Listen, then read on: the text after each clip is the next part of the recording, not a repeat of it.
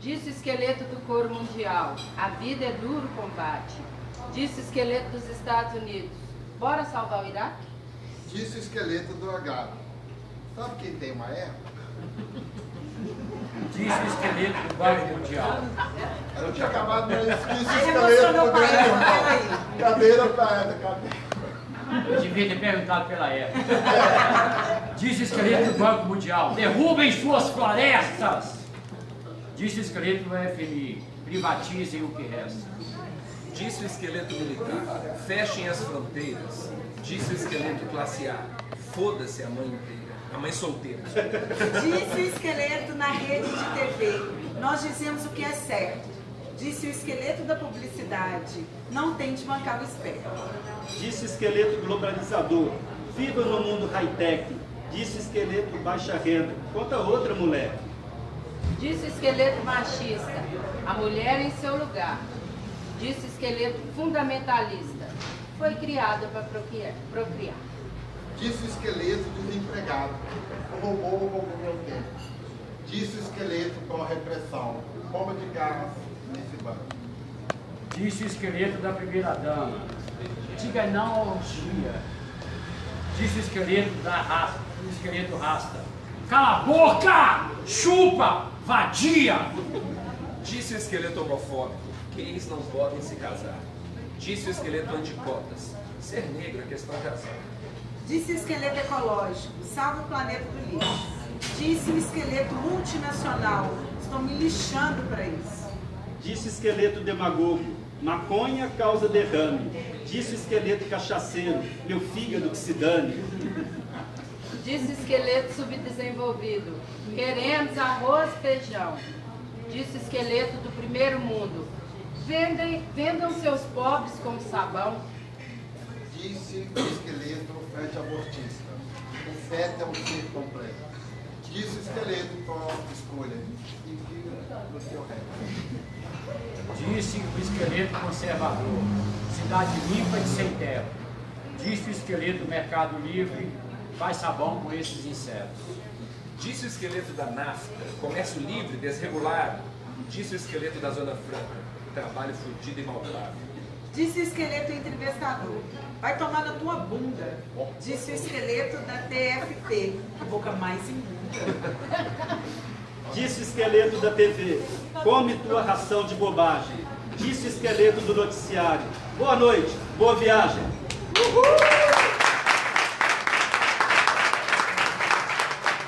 Ai, que lindo! Eu não sei se vocês têm essa sensação, mas poesia dá uma libertada na gente, não dá? Poesia de esquerda revolucionária, então, é um bálsamo. Depois do gole lubrificante das cordas vocais, conosco, Alexandre Amaro. Não tem intervalo, não, só fica 11 horas da noite, nós vamos sair daqui. Alexandre Amaro, seja bem-vindo.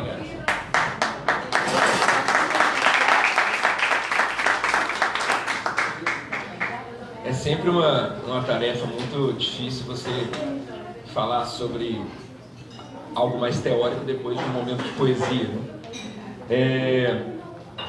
Mas eu vou me apresentar rapidamente e já agradecendo de antemão ao Curimbar, agradecendo ao Sérgio Fantini, que foi quem fez a intermediação e me convidou.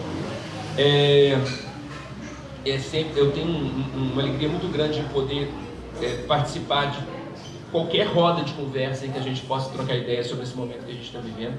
Vou falar um pouco do meu trabalho, mas no final das contas a gente está falando aqui sobre o nosso país.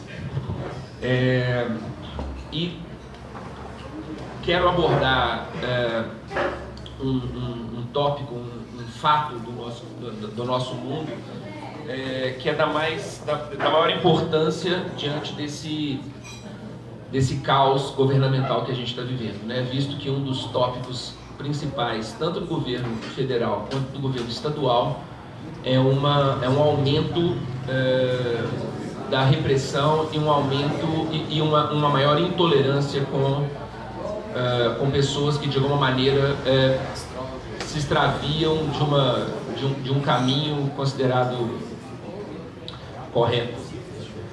seja lá o que isso quer dizer para essa instância governamental. Eu sou professor de literatura, trabalho há 20 e tantos anos, 24 anos com a sala de aula, e eu ingressei na pós-graduação, no doutorado, no Cefet, que é onde eu sou professor também.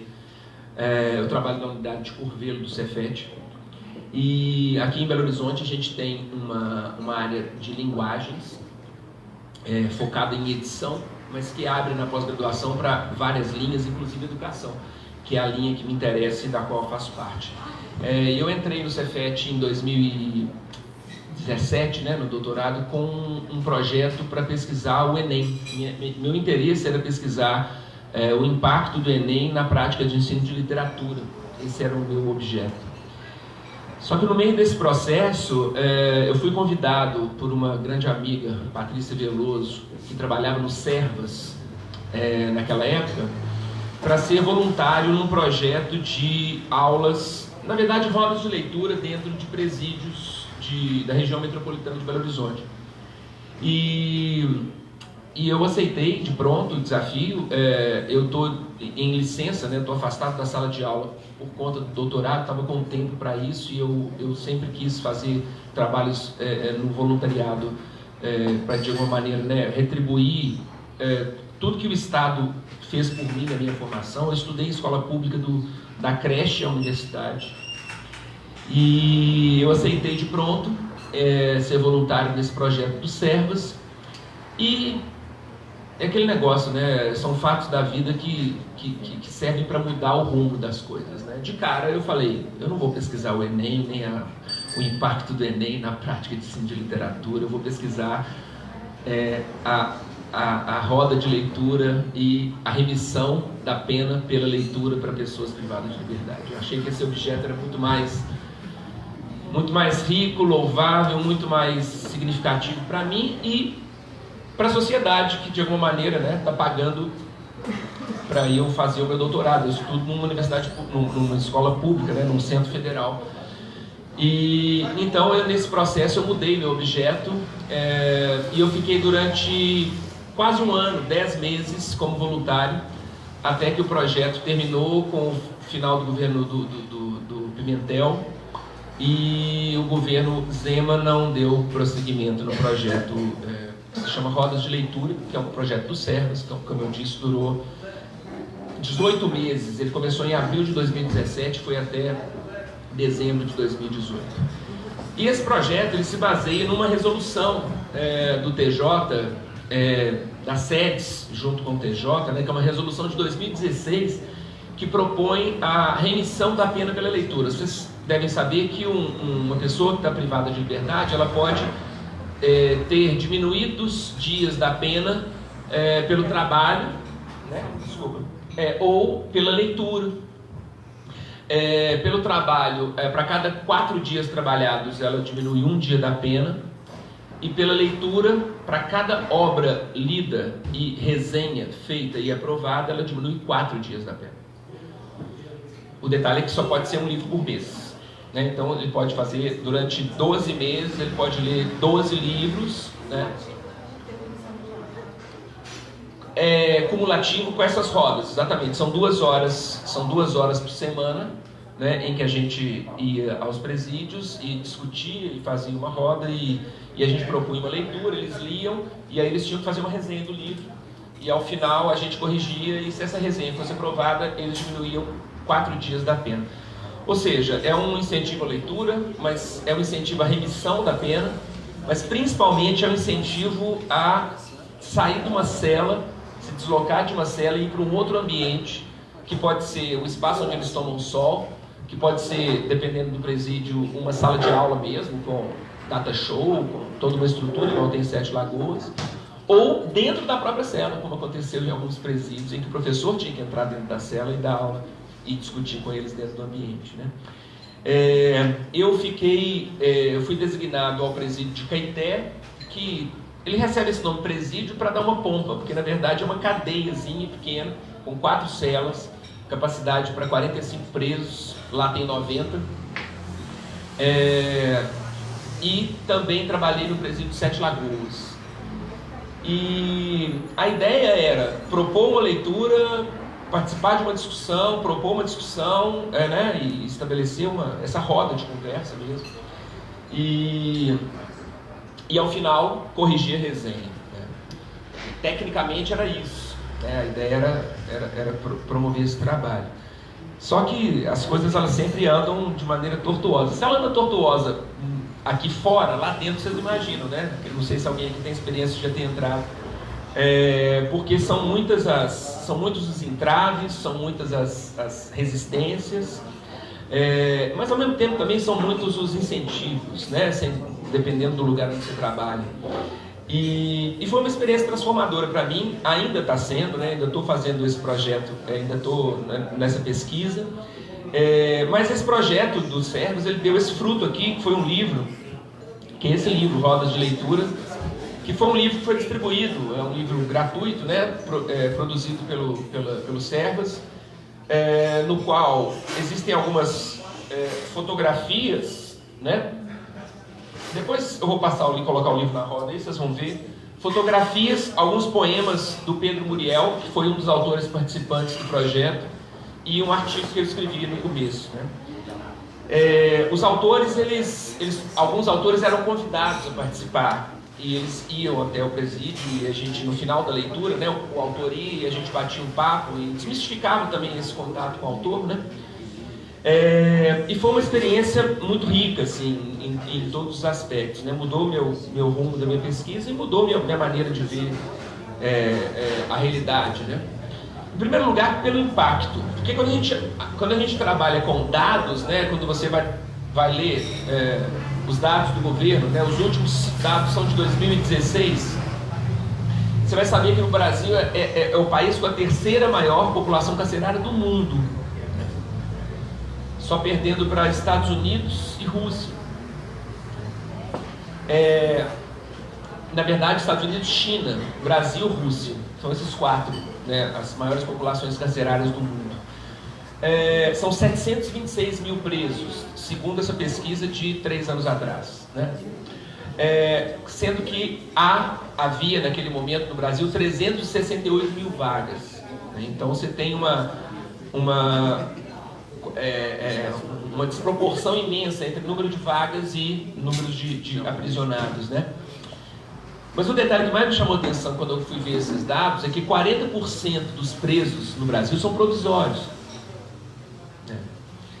Então são pessoas que poderiam não estar ali, né? Já que muitas vezes elas estão sendo julgadas por um crime que às vezes elas não cometeram, né? E o que mais me impactou ao entrar, por mais que a gente saiba disso pelos dados, né? Mas quando você entra dentro do presídio, é ver na prática, no cotidiano, aqui no tete-a-tete, que a grande maioria são jovens, negros, pobres. Por mais óbvio que isso seja, na hora que você entra e vê, esse impacto é muito grande. E óbvio, ali eu dei aula, né? Como nós todos voluntários demos aula para pessoas que cometeram crimes graves, né?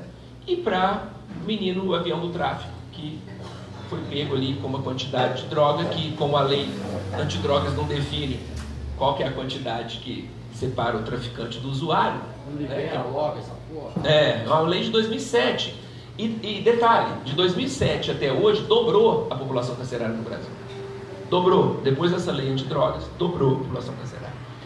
Então, eu quero dizer assim, sem nenhum romantismo, né? Ali a gente deu aula para pessoas que cometeram crimes muito graves, e o meu pacto e o nosso pacto como voluntários era o de não querer saber o que aquelas pessoas tinham feito. Eu acho que era importante para manter um distanciamento, né? E para que isso não contaminasse mesmo o nosso lugar e a nossa maneira de estar ali. É óbvio que no decorrer do processo a gente acabava sabendo por caminhos tortuosos, assim, ou pela curiosidade. Eu perguntei para o diretor do presídio: são tantos jovens negros e pobres que estão aqui, o que é o tipo de crime, né? E ele disse: a maioria aqui em Caeté, né, era roubo e tráfico. Mas aconteceu de teve um caso de uma voluntária que estava assistindo um desses programas sensacionalistas. Ela não, o marido dela estava assistindo um programa desses sensacionalistas de madrugada. E ela pedindo para ele desligar a televisão, que ela não queria ver aquilo e tal, mas num dado momento lá eles falaram o nome do cara que estava sendo focalizado. Ela falou, peraí, esse é meu aluno. E aí ela acabou sabendo o que o cara tinha feito, enfim. Eram crimes, alguns crimes pesados, né? Mas o pacto era esse, a gente não querer saber o que a pessoa tinha feito para que, né? Se isso já acontece de alguma maneira nas salas de aula, né, nas escolas que a gente trabalha, né, muitas vezes você não se envolve muito com o aluno porque para tentar manter uma distância, para se resguardar e resguardar o aluno, né? Mas às vezes o aluno te procura para falar coisas da vida dele e você não vai se barrar esse processo, né? Então o pacto primeiro era esse, dentro, né, dessa lógica das aulas dentro do presídio, né? Mas voltando para os dados, 55% dos são jovens entre 18 e 29 anos. Quer dizer, mais da metade desses 726 mil tem entre 18 e 29 anos. Quer dizer, existe uma população da juventude brasileira encarcerada que é absurda, né? E 64% da população carcerária brasileira são negros, né? Então, existe um livro, eu estou lendo, terminando de ler um livro do Louis Vacan, que se chama As Prisões da Miséria. Ele está falando dos Estados Unidos e Europa, né? E ele vai levantar alguns dados e falar de algumas coisas que o que existe, por exemplo, nos Estados Unidos é um encarceramento da população negra americana, né? Então, desde aquela lógica da política da tolerância zero lá em Nova York, né, dos anos 90, em que se disse, olha, tolerância zero, acabou a criminalidade. Acabou, porque prenderam as pessoas moradoras de rua, prenderam as pessoas dos pequenos crimes do cotidiano, né? E aí dá aquela falsa sensação de segurança, né? E ele vai higienização, né? E ele vai trabalhar então com essa ideia de que o que se quer, na verdade, é silenciar essa classe, esse grupo, né? E fingir que as coisas estão em ordem, né? Sai de um estado de atenção social para um estado prisional, né? E ele fala como que essa moda foi pegando na Europa e depois na América do Sul, né? E a gente sabe perfeitamente. Eu não estou pensando só no governo federal, eu estou pensando nos governos estaduais, né? São Paulo e Minas Gerais. Como é que é esse discurso da tolerância zero, né? E do encarceramento como uma suposta solução? Então esse projeto Rodas de Leitura, né, que se aproveitava dessa resolução para levar algum tipo de trabalho que fosse fora do previsível, que era a leitura. Mas você imagina, se você vai dar aula para um primeiro ano do ensino médio, segundo ano do ensino médio, você sabe mais ou menos qual que é o perfil do aluno que vai estar ali, né? Dentro do presídio, você tem desde o semi-analfabeto até uma pessoa com curso superior, né, no mesmo ambiente. E, às vezes, o menino que, como tinha em Caeté, um menino que não tinha concluído o ensino médio, mas que era um leitor contumaz, ele vivia ali dentro, ele só lia, né?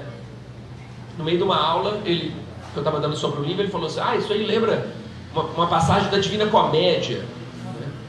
Eu falei, você já leu a Divina Comédia? Ele falou assim, 2 vezes. Quer dizer, eu não li a Divina Comédia 2 vezes. Então era um menino sem ensino médio completo, mas ele era um menino que só lia lá dentro. Esse eu tive curiosidade de saber o que ele tinha feito, era tráfico. E era um menino de classe média. Ele era branco, de classe média, envolvido com tráfico, e que lá dentro ele lia o dia inteiro, né?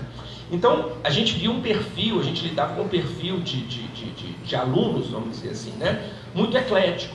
E o que mais me interessava era tentar chegar até esse aluno que era semi-analfabeto, ou que tinha lido só um livro na vida, ou que nunca tinha lido, e de repente colocar na roda um livro que pudesse nos fazer trocar ideia, né? Então, eu consegui levar 2 autores, na verdade 3, eu vou destacar aqui 2 autores que eu consegui levar aos presídios. Um foi o Ricardo Aleixo, poeta, daqui, né? O Ricardo Aleixo, que é nosso amigo, meu amigo do Fantini, né? Ele se dispôs prontamente a participar, e foi uma experiência muito legal, porque foi a primeira vez que eu levei poesia para dentro do presídio, né? A gente trabalhava com prosa, para pensar numa coisa do enredo, da narrativa, da sedução pela narrativa, né? E com o Ricardo Aleixo a gente levou poesia. E levei também a Carla Madeira, que é uma romancista que lançou o primeiro livro em 2014, ela tem 2 livros lançados, né? E ela topou também. E eu queria falar um pouco dessa experiência que foi levar os autores ali dentro, né? Bom, aqui então são os dados. Quem quiser consultar, tem um site da justiça.gov.br que fala desses números sobre as pessoas presas no Brasil, né?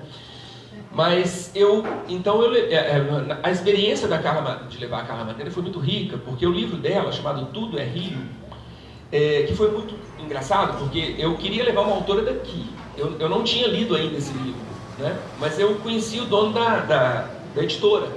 Falei, quem que você me indica para eu levar? A Carla Madeira tem um livro bom. Falei, mas do que o livro fala? Aí falou, é uma história assim, assim, assado. Falei, tá bom. Eu não tinha lido o livro ainda. Então eu coloquei e fui ler o livro. E aquela coisa, né, de que às vezes a gente faz escolhas meio aleatórias que estão no caminho certo, né? Às vezes dá errado, né? Mas, enfim, às vezes dá certo. E esse livro é um romance que conta a história de um casal que apaixonado, assim, desde a adolescência, se casam e tal. E o rapaz, ele tinha um problema de ciúme muito forte com a esposa. E quando eles se casam e ela engravida, quando nasce a criança, ele não suporta aquele terceiro elemento ali entre os dois, né? E ele tem um surto meio maluco, na primeira vez que ele vê a mãe amamentando o filho, que ele tira o filho do colo e joga o filho na parede. Então você imagina, né? Eu levei para dentro do presídio um livro que trata de um ato criminoso e de violência. E eu não sabia que tinha essa cena. Inclusive, quando eu li antes de começar as aulas, eu falei, será que isso vai dar certo, né? E aí aconteceu assim, a recepção foi muito legal, assim, foi o modo como o livro foi recebido, né? Porque no livro existe um longo processo em que essa mãe, ela não denuncia o pai, né? Essa criança, ela sai de cena e fica o livro inteiro se achando que a criança morreu. Eu vou dar spoiler, desculpa. Se você já tá dando spoiler. Tem jeito, aqui não vai... A criança escreve. A criança escreve. Então, assim, essa criança fica até o final do livro, você fica na dúvida se essa criança está viva ou não está. Na verdade, você acha que ela morreu, né? Mas volta para a reação deles, com essa identificação com a violência. Pois é, com a violência. E a mulher, né, ela passa então todo o processo do livro, de alguma maneira, querendo punir esse pai pelo que ele fez, né? Pela culpa, E ao final existe uma aceitação, né? A criança não morreu. Enfim, tem até um final muito feliz. E o pai retorna e a mãe fala, olha, isso que você fez e tal. Enfim, existe todo um processo de punição, de purgação desse cara ao longo do livro. E aí, ao final, a gente discutindo, né, antes da Carla ir lá no presídio, eu perguntei, e aí, como é que se pega para vocês, né, essa questão da... Porque o livro fala de crime, ele fala de sofrimento, ele fala de culpa, ele fala de perdão, né? E os depoimentos foram muito ricos, assim, né? Um deles, né, de um presidiário, eu posso falar o nome dele aqui, chama Márcio. E ele então, ele diz o seguinte, ele fala assim, o livro foi muito importante porque eu tinha um rancor muito grande por uma pessoa e depois que eu li o livro, eu estou lendo como ele escreveu, tá? Me fez na minha mente perdoar essa pessoa, inclusive é a mãe do meu filho. Por exemplo, nesse fim de semana ela esteve aqui com meu filho e eu tratei ela de outra forma. Já não era a mesma forma que eu tratava ela, tipo uma pessoa normal. Antes eu tinha ódio dela, não quero que ela volte a estar do meu lado, mas a vida dela segue do jeito que ela bem entender. Como se diz, é um fluxo, a água leva, tudo é rio, que é o título do livro, né, que vai falar dessa ideia do fluxo, da passagem, do tempo e tal. Assim, eu não estou de fato preocupado se esse cara realmente perdoou a ex-mulher, né? Eu não quero, é difícil esse trabalho, porque a tendência é a gente cair num certo romantismo da coisa, assim, né? De falar, nossa, olha que legal, o cara se transformou pela literatura. Não quero cair nisso, né? Nem como pesquisador, nem como professor, nem como ser humano, né? De fato, eu espero que tenha acontecido isso. Mas, independente de ter acontecido isso, se de fato o livro fez esse cara pensar nisso, para mim já ganha a batalha, né? Eu digo que existe um ambiente perigoso, entre aspas, né, dessa transferência de, olha, como eu sou legal, estou fazendo um trabalho voluntário para salvar algumas pessoas do mal. Né? Não é nada disso. Né? Uma vez, inclusive, um preso falou com uma colega nossa, falou assim, professora, você tem que entender que nós aqui temos mentes criminosas. Falou. Antes que você fique aí toda empolgada, né? Nós temos mentes criminosas. E há uma manipulação, há um jogo, né? Há um jogo de sedução de ambas as partes, né? Você está diante de pessoas que estão aprisionadas e que estão carentes e que estão precisando daquilo, e você está chegando de fora com toda a sua liberdade, e oferecendo aquilo. Ora, calma, né? Calma. Vai mudar? Não é bem assim, né? Teve rebelião no presídio, o professor foi tomado como refém, para vocês terem uma ideia, assim, né? Um dos eventos que aconteceu, né? Tinha um presídio que a aula tinha que ser dada em que os presos estavam dentro da cela e o professor tinha ficado do lado de fora da cela, né? Então, o que eu quis sempre fazer foi evitar qualquer romantismo dessa relação, ou seja, mas é uma linha muito tênue, muito difícil, né? Porque quando o cara fala isso aqui, né, esse livro de alguma maneira me fez deixar de odiar uma pessoa, o primeiro movimento e a primeira, né, enfim, que a gente tem é de acreditar naquilo, né? Mas como eu disse, só dele ter colocado isso em movimento já me foi muito importante. É a vida real. O segundo fato foi no presídio de Sete Lagoas, sobre esse mesmo livro, em que, para falar do crime que o personagem cometeu, né, eu fui falar da ideia do que é crime passional. E aí eu coloquei a palavra no quadro e escrevi que passional, né, pessoa de literatura, né, etimologias, que vem de passio, né, passio do latim é sofrimento, o crime passional é um crime motivado pelo sofrimento, né, a pessoa ela não deu conta do seu sofrimento e tal. E nem por isso é perdoável, mas enfim, passio também está ligado a patos, que é doença, enfim, fui falando de tudo isso.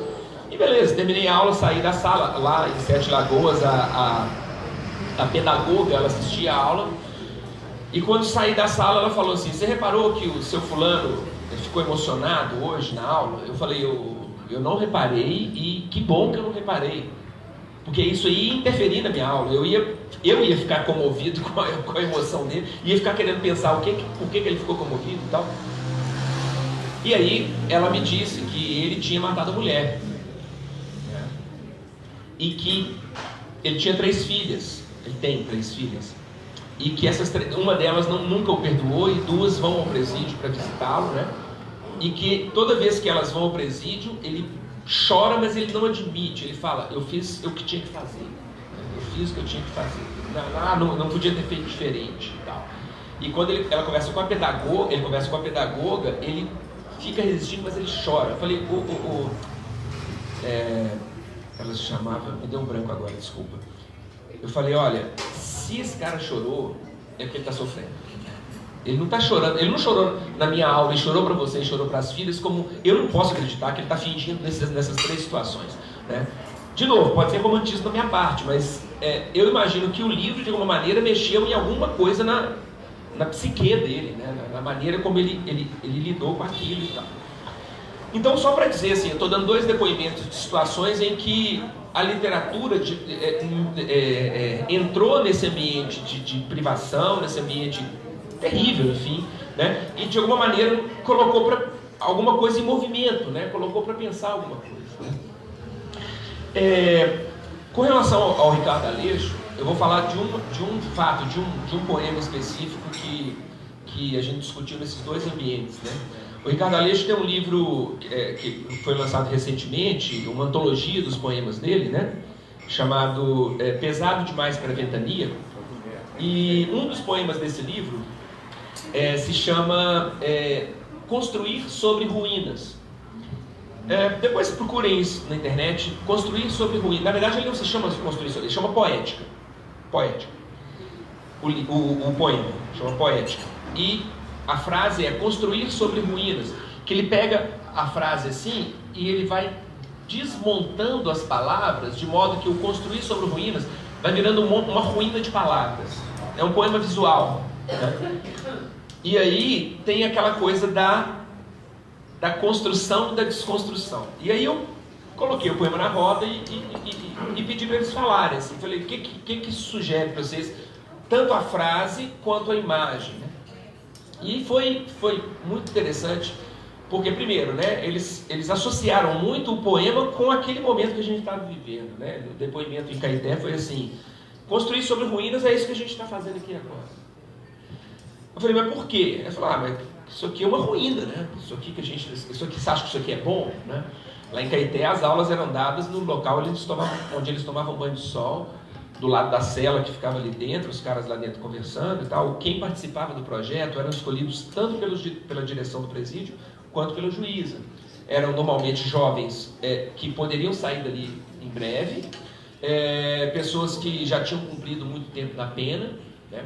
Não era por gravidade do crime, não, né? Como eu disse, era tanto avião do tráfico quanto assassino, quanto, né? tinha de tudo. Mas, então, o depoimento desse rapaz foi assim, que o construir sobre ruínas remetia àquele ambiente em que eles estavam, né?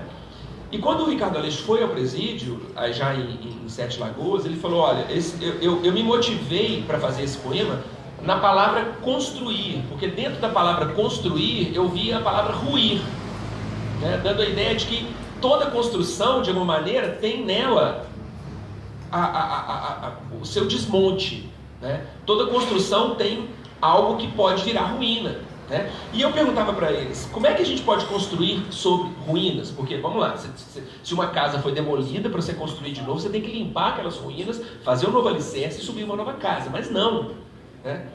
Porque na vida a gente não tem essa coisa de, deu errado, eu apago tudo e começo de novo. Não, você pega o que foi errado, já monta um negócio ali em cima, né? já usa aquele material que deu errado para construir uma nova coisa, e essa nova coisa ela pode ruir também. Então, dando essa ideia de que esse processo de construção simbólica, né, metafórica, afetiva, enfim, remete a um processo não tão positivo ou positivista em que as coisas são separadas, né?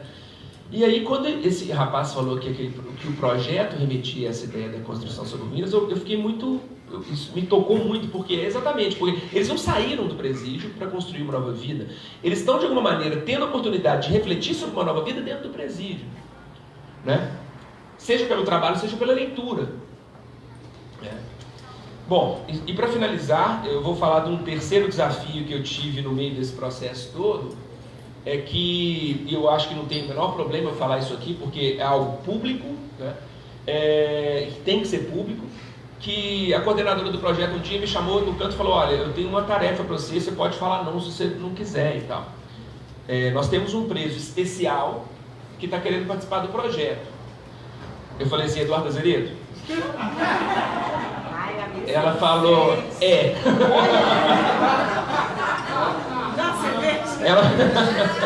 Você vê que o desafio foi maior que você imaginava. E aí você imagina, eu falei assim, topo, né? De cara eu falei, topo.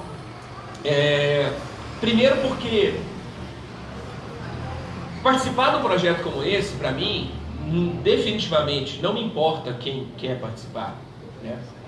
Se a pessoa quer participar, esse projeto tem que chegar até ela, né? Por mais que eu tenha desavenças político-ideológicas com o que o Eduardo Azeredo representa, ele queria participar do projeto, né?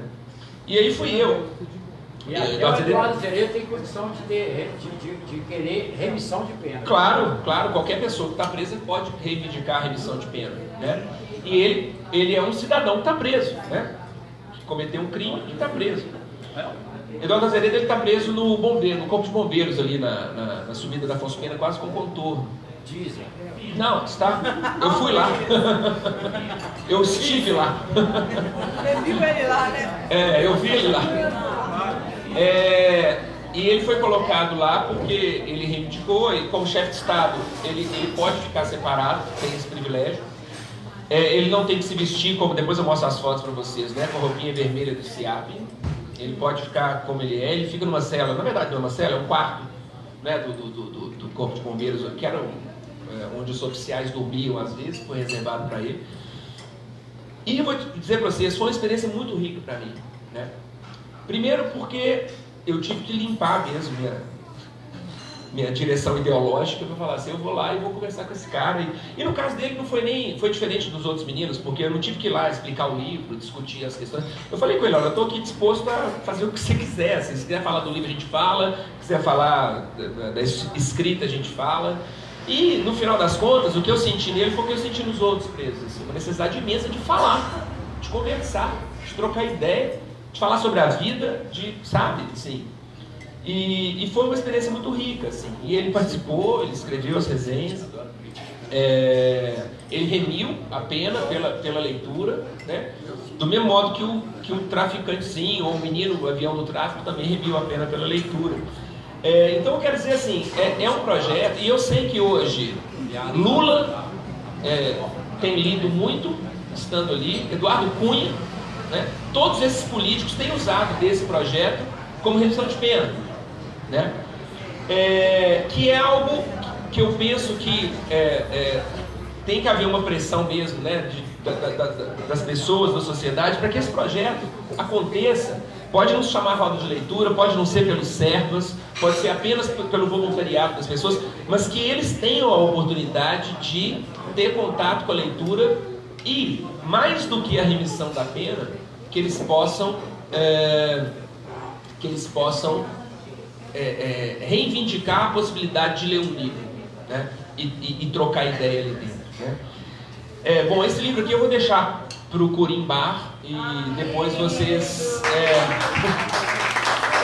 Na verdade, a gente que participou do projeto, cada um ganhou 10 livros, né? Então eu ainda tenho 2 em casa, 3, agora virou 2. E depois então esse livro roda e vocês vão ter a oportunidade de ver as fotografias.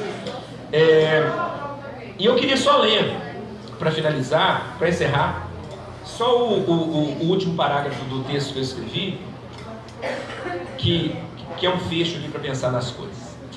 A epígrafe do livro A Roda do Mundo, dos poetas Edmilson de Almeida Pereira e Ricardo Aleixo, traz uma frase retirada do filme Iaaba, de Idrissa Ouedraogo, que diz: o futuro está sempre à sua frente, ou às suas costas, cada vez que você dá meia volta. Porque dentro dessa tradição iorubá, africana, a ideia de tempo ela é circular, né? Então o futuro está sempre à sua frente, mas se você der meia volta, ele vai estar à sua frente também, né? Não tem essa ideia evolutiva de que o futuro está lá, e o que interessa está lá, e o do passado não interessa, né? Não. Essa imagem que reorienta a relação com o tempo oferece uma interpretação rica para a conclusão das reflexões desenvolvidas até aqui. Muitos poemas de A Roda do Mundo apontam para o aspecto cíclico do tempo em culturas distintas das que se construíram pela herança cristã europeia. Povos africanos, como os antepassados dos negros escravizados do Brasil, representados no livro, pensam o tempo numa outra perspectiva, em que o passado, o presente e o futuro se constroem simultaneamente, numa temporalidade indissociada e concomitante. Dentro dos muros de um presídio, no entanto, há uma impressão de que o tempo está suspenso, preso a uma angústia que se perpetua infinitamente. Ali os dias são iguais, e a referência de passado e futuro se confunde, mantendo todos num eterno presente, circular e torturante. A possibilidade de ruptura com esse estado se dá nos poucos momentos em que os presos aceitam estímulos externos ao seu mundo e participam como agentes de uma prática renovadora do tempo, como ocorre nas rodas de leitura de textos literários. As 2 horas semanais em que se iniciam coisas novas por meio da literatura e do debate, põem em movimento a roda estagnada do mundo de pessoas privadas de liberdade. No tempo da literatura, todos, voluntários e detentos, podem voltar-se ao passado, ressignificar o presente e conceber novos futuros, mantendo teso o arco da promessa, esperança e alento de todos os que se entregam a esse trabalho. Muito obrigado.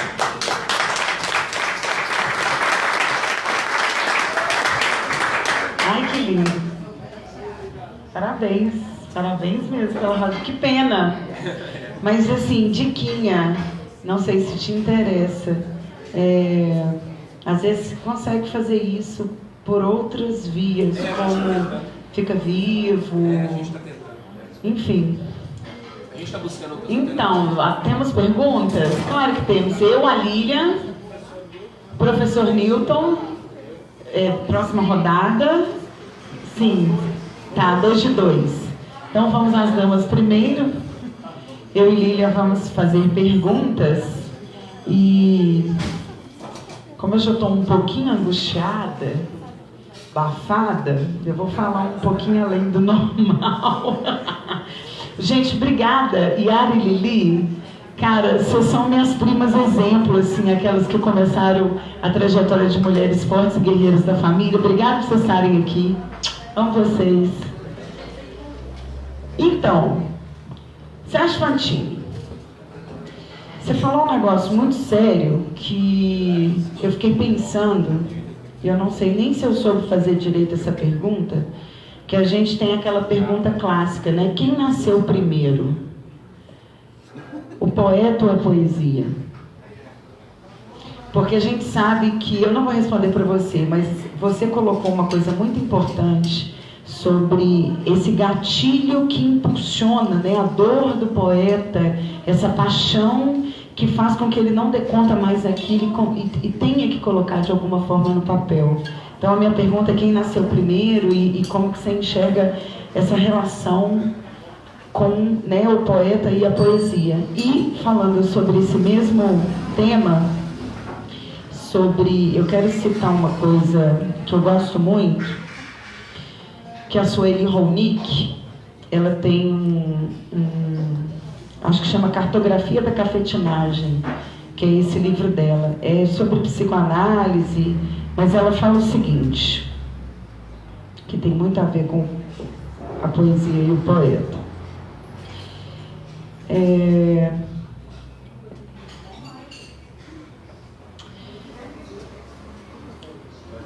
Uma questão que dá sempre a partir de problemas que se apresentam num dado contexto, tal como atravessam nossos corpos, provocando uma crise de nossas referências. E o mal-estar da crise que desencadeia o trabalho do pensamento, processo de criação que pode ser expresso sob forma teórico-verbal, mas também plástica, musical, cinematográfica ou simplesmente existencial. Seja qual a forma for de expressão, pensamos, criamos, porque algo em nossas vidas nos força a fazê-lo, para dar conta daquilo que está pedindo passagem. Como que você sentiu essa percepção assim na ponta, do quanto esse processo ressignifica talvez vivências e pensamentos, e o quanto nos falta isso aqui fora, uma vez que, se nós somos sensíveis a esse tipo de arte, por que a gente ainda vê tanto discurso de ódio? Lilian, não, Lilian faz primeiro, depois você.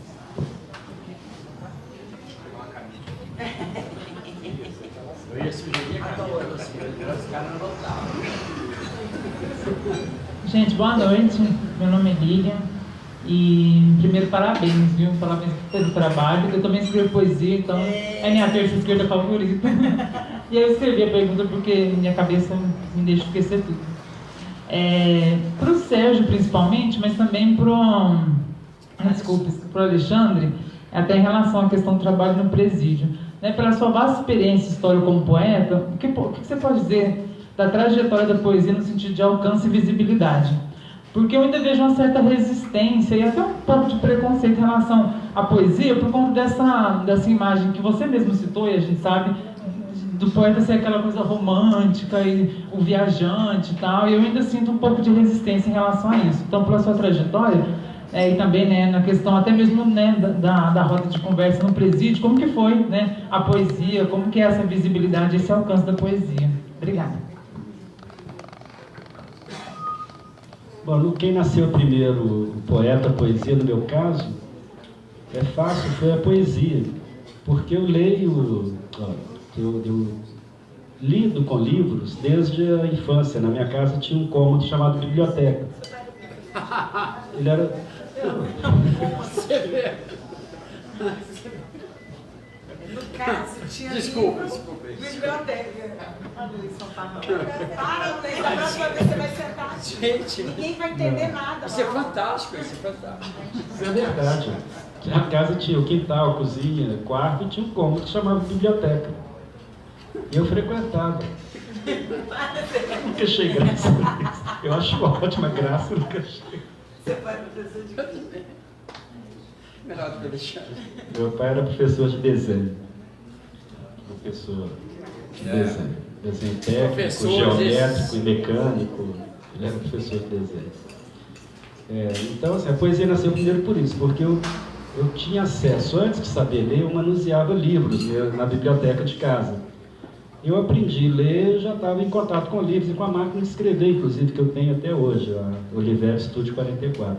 Está guardada comigo. Eu mexia, estragava a máquina já antes de saber ler e escrever.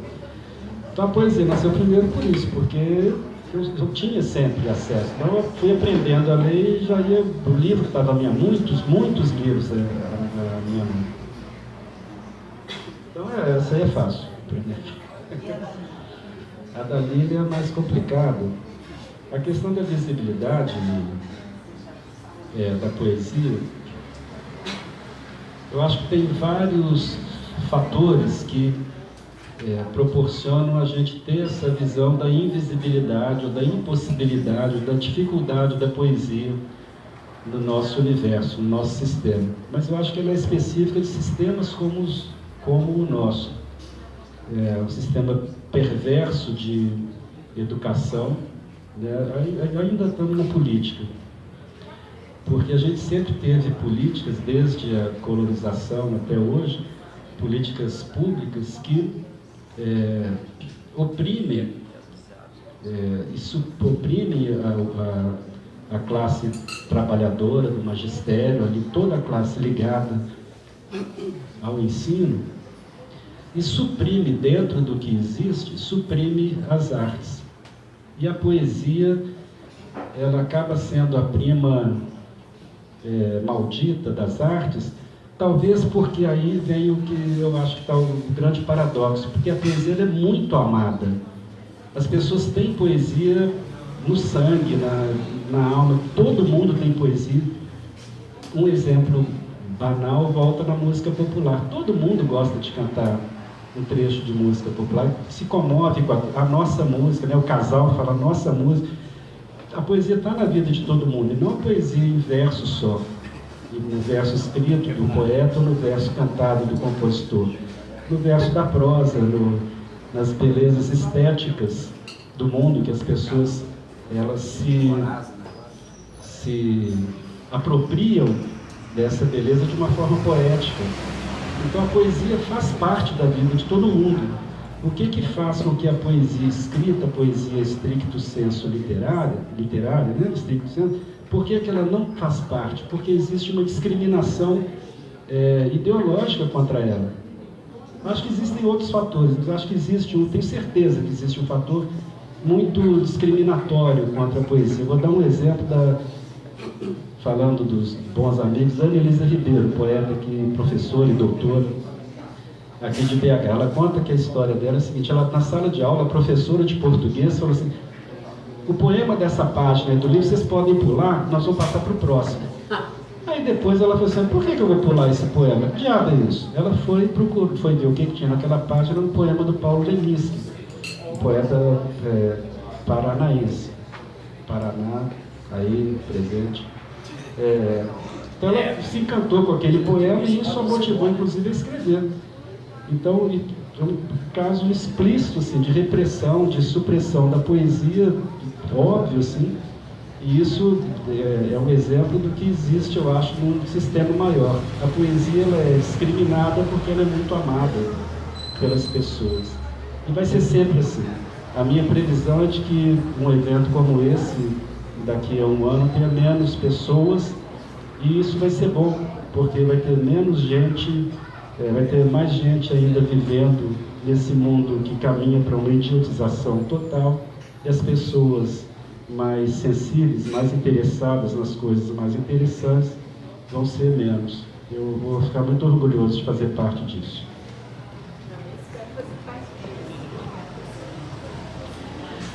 Bom, antes de eu responder, eu me esqueci de falar durante o meu tempo que, além de professor de literatura, eu também sou músico, compositor. Você nem falou, você não trouxe Eu viajei.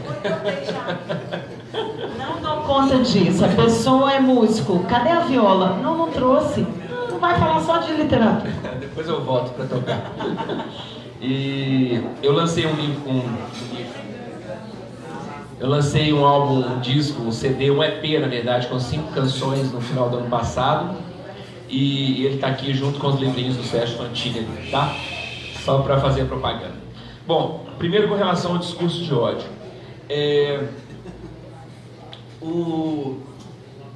Tem um livro que eu li recentemente do Achille Mbembe, chamado Necropolítica. E é um livro que tem me ajudado bastante a pensar na lógica desse novo tipo de política, de Estado que estão propondo, que é um Estado que se propõe a partir da ideia de morte. Morte da diferença, morte da minoria, morte de tudo aquilo que não for, que não atender a expectativa desse Estado. Outro dia, numa aula, estou fazendo uma aula como ouvinte de uma professora da Faculdade de Arquitetura, chamada Rita Veloso, e a Rita falou uma coisa do dia que me deixou muito assustado, mais óbvio que isso pareça. E ela disse assim: quando a gente pensa em golpe, a gente pensa em mudança de sistema, de uma necropolítica, de um fim do mundo, a gente sempre pensa assim, no dia tal, na hora tal, o mundo acabou. Não é mais assim. Não vai ter essa coisa da trombeta do Apocalipse, que vai aparecer Cristo lá em cima julgando. Não. Talvez o fim do mundo já tenha acontecido. Assim como, porque a gente fala assim, o golpe contra a presidenta Dilma, tem uma data, tem um evento, tem um fato, mas esse golpe, esse acontecimento, ele já está sendo gestado e elaborado, e ele já está, de repente, quando você assusta, você fala assim, digerido, e você está dentro, e você está dentro disso, e você nem se deu conta de que essa coisa aconteceu. O discurso de ódio, para mim, está dentro disso. A gente vive sempre falando contra o discurso de ódio, e o discurso de ódio vem sempre crescendo. E quem disse que nos anos 70 não havia um discurso de ódio contra uma determinada classe de pessoas e que a gente não fazia parte dela? Como a gente não faz parte, isso não existe. O Eduardo Viveiros de Castro, quando ele quer estudar o fim do mundo, ele tem inclusive um artigo chamado Depois do Fim do Mundo, ele vai para as tribos indígenas, porque para essas pessoas o mundo já acabou há muito tempo. Então essa ideia de um Estado, a gente vive num governo que deliberadamente anunciou que se pautaria pelo ódio. Se tem uma coisa que o Bolsonaro foi sincero, ele falou tudo o que ele está fazendo, ele falou que ia fazer. Então, se as pessoas estão se decepcionando, elas são mal informadas, ou alienadas, porque não tem que decepcionar. O cara falou, eu vou fazer isso, você vota nele, ele faz isso, você se decepciona? Não, você deu esse poder para ele, você legitimou essa presença desse cara ali dentro, ali em cima, nesse lugar que ele ocupa. Então, o discurso de ódio, ele leva a esses números que a gente tem aqui, ele leva a esses números, porque eu, de novo, não vou romantizar, e dizer que esses presos estão lá dentro, estão lá injustamente. Não, muita gente fez, cometeu e está cumprindo. Agora, o que mais tem que acontecer com essa pessoa? Porque as pessoas falam assim, ele tem que apodrecer na cadeia. Aí quando você leva um projeto desse lá para dentro, as pessoas falam assim, não tem que levar projeto nenhum não, ele tem que apodrecer na cadeia. Cara, o que você quer? Você quer um cara que saia lá de dentro pior para te cometer um crime muito pior contra você? Porque ele vai sair, Ele vai sair. Um sexto da pena, a pessoa já tem direito ao semiaberto. Ele vai sair. E se ele ficar apenas por conta do PCC, de todos os as facções criminosas, as facções criminosas elas dão proteção, elas têm um pacto ali, falam, olha, você está precisando de um favor, a gente faz para você. Ora, o que o Estado não supre, você vai deixar para a facção, o que é melhor? Esse cara ler um livro e sair dali de dentro, pelo menos tendo lido um livro, ou ele sair com mais ódio por você, que está aqui fora. Então, eu acho que a alimentação desse discurso de ódio, ela vem acontecendo já faz muito tempo e não é um fato específico a eleição do Bolsonaro, né? Isso já acontecia, o Bolsonaro é apenas a legitimação desse discurso de ódio. Né? Bom, com relação à visibilidade, é muito triste, né? Mas isso foi construído, né? Isso é algo, é um processo. Né? Num belo dia, não falou assim, acordei, é o Bolsonaro presidente. Não. A visibilidade e o alcance da poesia, né? Como eu falei, levar um livro de poesia para dentro do presídio foi um desafio, assim, porque, inclusive, quando eu propus para a coordenadora, né, ela deu carta branca para tudo que eu propus, mas eu falei, olha, até eu fico meio na dúvida, assim, como é que vai ser esse trabalho e tudo mais, blá, blá, blá. Olha, foi muito legal. Por quê? Foi uma oportunidade da gente sair de uma coisa meio narrativa e jogar um tema, e esse tema demandar uma discussão. Eu vou dizer que a poesia foi muito mais rica para o projeto do que a prosa. Nesse sentido, de que a gente podia lançar um tema e colocar ele em discussão e eu ouvir as pessoas, sabe? Assim, eu queria ouvir, eu estava ali dentro para ouvir. Né? Eu nunca falei tão pouco numa sala de aula, e olha que eu falo muito. Assim, eu tive a oportunidade de colocar um tema e deixar os caras falarem, sabe? Então quando saía, bom, a gente lê um poema como esse, né? Eu construí sobre ruínas, que eu dei um exemplo, né? E julgar para eles, eu vi o alcance que isso teve na reflexão, na sensibilidade, né? Na inteligência, no pensamento e alguns meninos que lá dentro não costumavam conversar muito, na aula eles eram super falantes, porque eles viam uma possibilidade, era um pequeno palco, né? Para ele poder dizer, e muitos contavam a história da vida, né? Muitos contavam da infância. Eu deixava sair do livro, sair do poema, porque eu acho que o alcance da poesia nesse caso está às vezes muito além da poesia, né? Tá na percepção, tá na sensibilidade, tá na tentativa de recobrar alguma coisa ou de construir alguma coisa.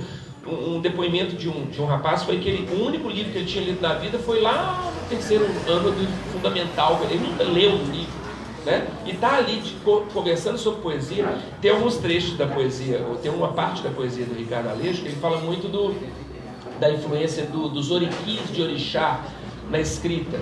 O Ricardo Aleixo experimentou muito com essa forma iorubá de escrita, né? E a maioria deles é evangélico, né? Então alguns falaram, olha, eu vi aqui o nome Ogum, Oxum, tô pulando. Falei, pode pular. Mas eu só queria trazer isso aqui para talvez a gente discutir e para falar, inclusive, quem são esses orixás, esses deuses, né? E aí um deles falou assim, pois eu não. Eu falei, opa.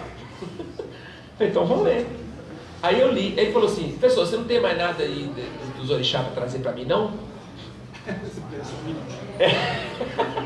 Peraí que eu já estou voltando. Porque eu tinha trabalhado um tempo atrás, eu trabalhei com cultura africana na poesia.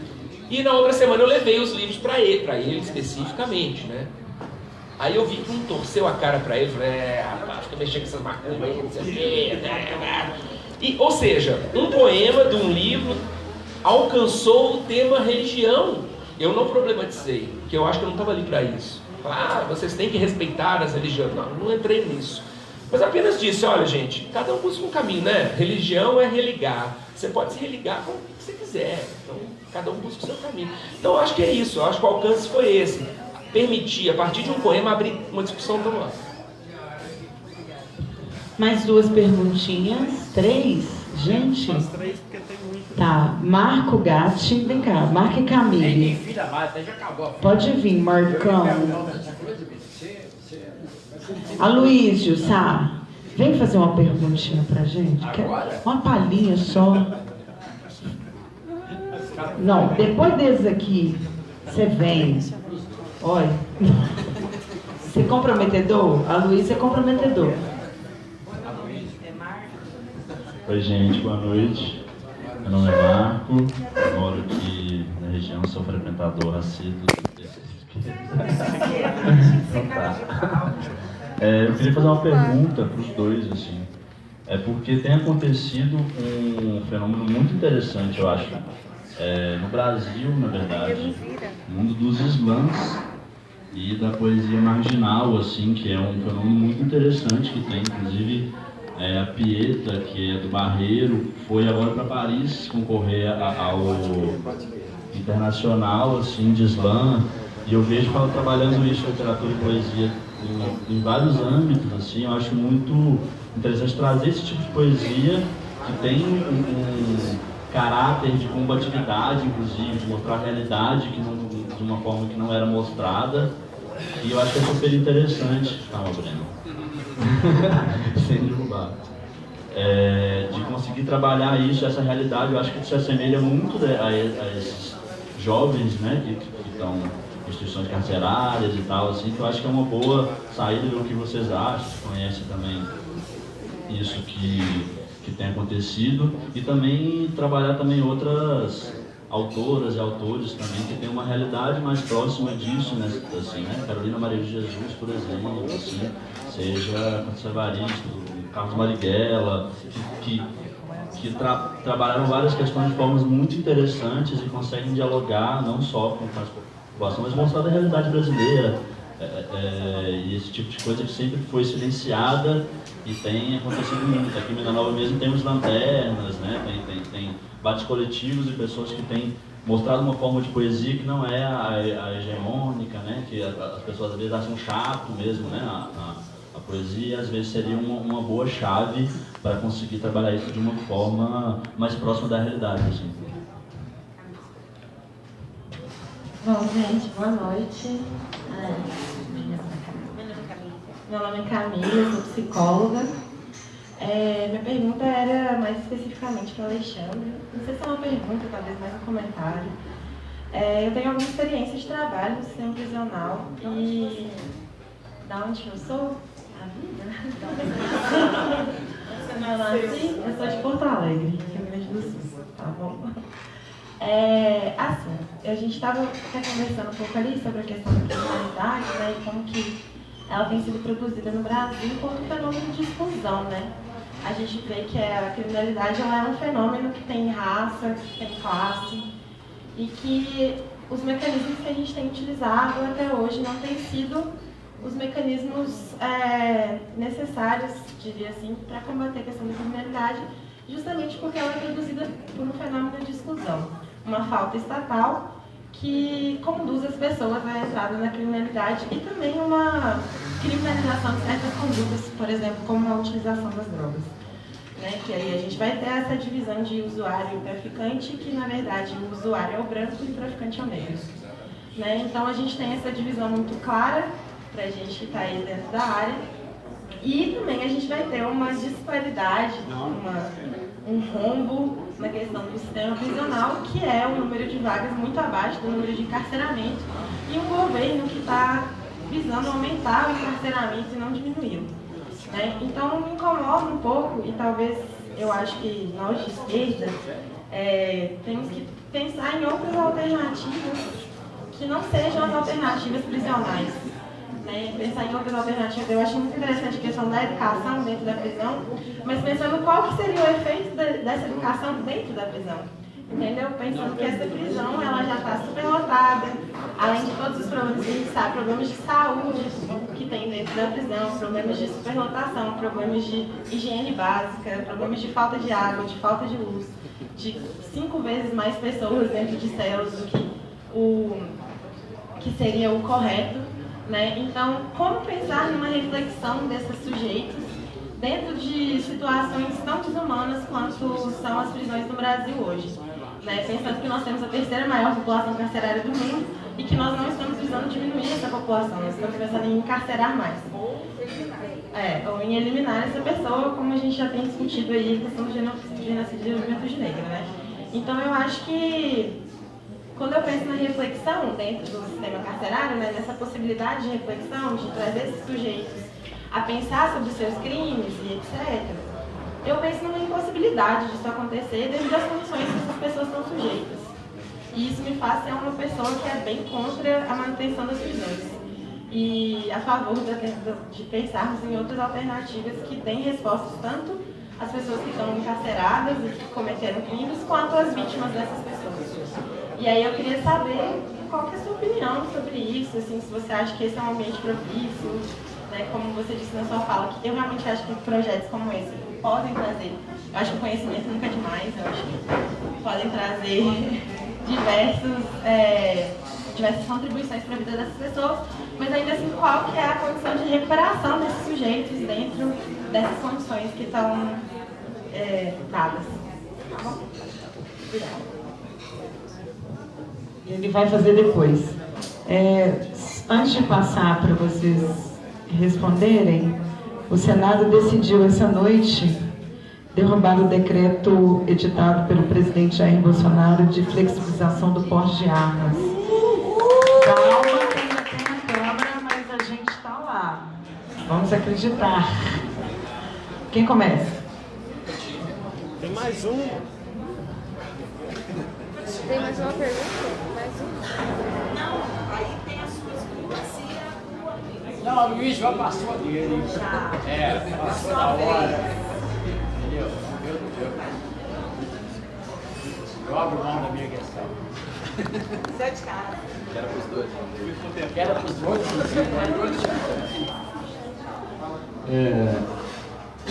Marco, sobre esse movimento de poesia marginal, de slam, de todos esses grupos, eu acho que é ótimo que eles existam e que eles existam com essa efervescência toda.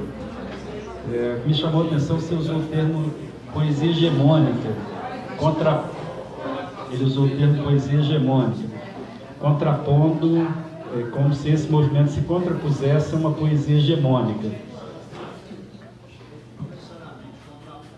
Não necessariamente. Na hora me soou, então não foi bem isso, ok? Mas você usou esse termo e na hora eu anotei, poesia, qual que é a poesia hegemônica em quê? Não existe poesia hegemônica, na minha opinião. Existe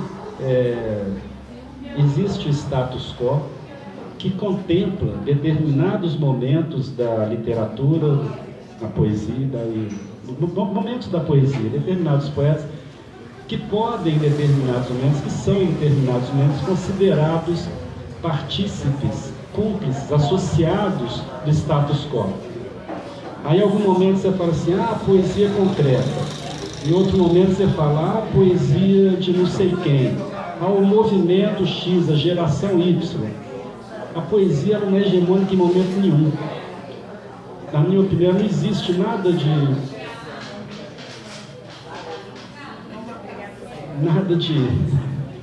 Tá vendo? Fala em poesia, até o Zé entra na Hegemônica, então aí. E se fosse hegemônica, aí entrava e acabava com tudo. Então, só colocar isso, eu acho que é importante, que sempre existiram movimentos e momentos de poetas e grupos. Cada época teve o seu momento de poetas e de uma poesia contestatória ao status quo daquele momento. Hoje o Alexandre fez um poema na rede social que ele usa um modelo, um determinado poema do Gregório de Matos, que é poeta barroco lá dos 1500, não sei das quantas. Ele usou hoje. O Gregório de Matos foi, em algum momento, contestador do status quo da época dele. Em outro momento, ele foi cúmplice do mesmo sistema de poder. O Alexandre, depois eu quero... Posso fazer pergunta também? Eu quero que o Alexandre fale... Tá, então e anota na próxima rodada que eu quero fazer. Uma pergunta para ele. Pergunta, eu quero que ele fale determinada coisa. Então, viu, Marco, eu acho que é importante que exista esse momento, mas eu acho que esse momento, de alguma forma, também esse movimento, ele está sendo um pouco supervalorizado, e é importante que seja, mas ele vai ter o seu momento de ascensão, que ainda não chegou, porque ele é intrinsecamente marginal, ele não sequer hegemônico, ele não sequer associado ao status, ele sequer periférico, ele sequer marginal, e é isso, isso do meu ponto de vista, olha, eu estudo isso, é a minha impressão do que eu vejo, do que eu conheço. Eu acho ótimo que seja assim, porque não existe nada diferente dele que seja mais ou menos na poesia. Percebe? Se não existe, o Ricardo Aleixo, que é nosso amigo, meu amigo há 30 anos, Hoje ele é um poeta reconhecido nacionalmente e até internacionalmente, aqui do Campo Alegre. Eu acompanho o Ricardo Aleixo desde o primeiro livro dele, eu li o original do primeiro livro dele. Eu acompanho hoje, ele é um cara reconhecido e super foda. É o momento dele. Ele já está na literatura brasileira e está registrado. Ele vai ter esse momento como todos os poetas, todos os artistas. Tem um momento e depois tem a sua vida, seja lá o que vier. Tudo é assim, né? Puta, o velho barbudo falava isso. A coisa vai e volta, né? É o movimento... Só fica aí. Esse é o movimento. Então, esse momento da poesia marginal dos Slavskis é isso. Está tendo uma supervalorização, que é importante que tenha, para ter uma visibilidade, mas ele se pretende estar conseguindo se manter no que ele é. Na hora que aparecer o fantástico, acaba. Entende? É isso que está acontecendo.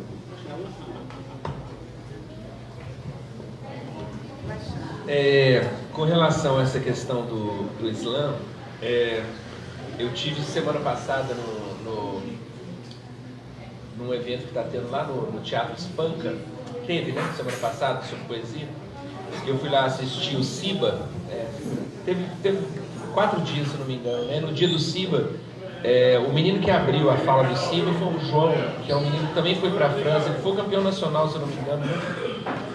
Eu fiquei muito impressionado com ele, inclusive. Mas eu vou te falar, eu vou te dar um depoimento do que aconteceu também numa aula dentro do presídio de Caeté.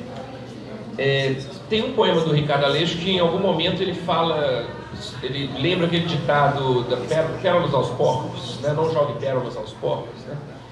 E aí na hora que eu falei disso, um menino falou assim, não, do Ricardo Aleixo, está nesse livro da antologia poética. Aí quando eu falei assim, vocês conhecem esse ditado, pérolas aos porcos e tal? Aí o menino falou assim, isso é Racionais.